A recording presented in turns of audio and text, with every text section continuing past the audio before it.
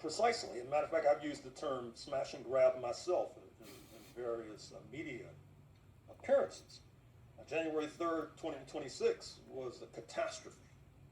That is to say, the kidnapping of President Maduro from Caracas and his spouse, the First Lady Celia Flores, and fundamentally overturning the order in Venezuela, ordering Venezuela to limit or break relations with China, Russia, and Cuba.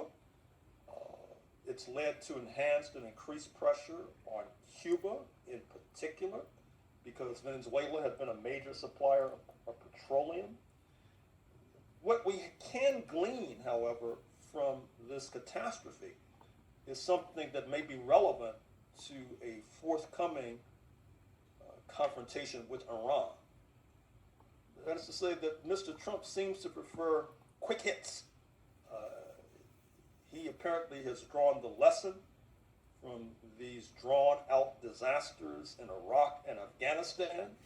One of the reasons why the regime was left intact in Caracas, they decapitated the leadership by seizing President Maduro, but Vice President Delcy Rodriguez was left to take his place.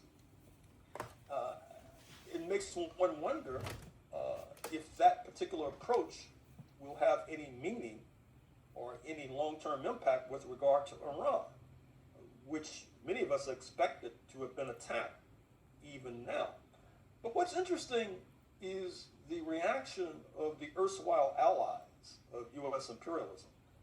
You may have paid attention to the speech in Davos, Switzerland, a week or so ago by Prime Minister Mark Carney of Canada, when he announced that we have entered a new world order, that the relationship with the United States can never be the same. He had just come from China. He had just come from Qatar, the rich Gulf monarchy, for example. He said that Canada should lead a coalition. He did not use this phrase, but he could have used the phrase, lead a coalition against the depredations of U.S. imperialism. Now, what's remarkable about that is that the United States is approaching its so-called 250th anniversary, when you had these colonies broke away from London's rule in order to establish this new country. Many of these folks in the United States, bless their souls, bless their hearts, they rarely asked, why didn't Canada break away? It was a British colony. And if the United States was such a revolutionary experiment, which they keep trying to tell us, well, why does Canada have single-payer health care, for example, and other social welfare benefits that folks in the United States can only dream about?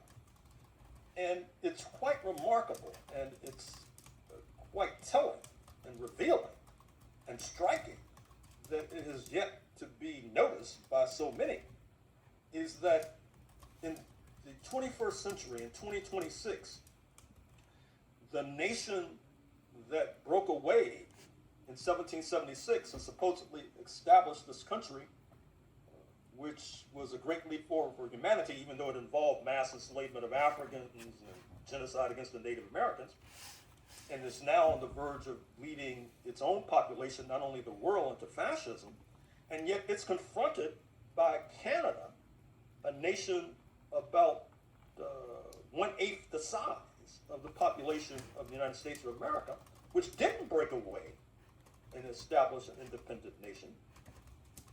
One of the reasons why so many black people do not have faith and confidence with regard to our friends on the left is that these folks seem to be oblivious to history. They seem to be oblivious to global developments, and then they expect us to follow them. But at the same time, of course, as noted, the black leadership as well has some weaknesses and debilities as well.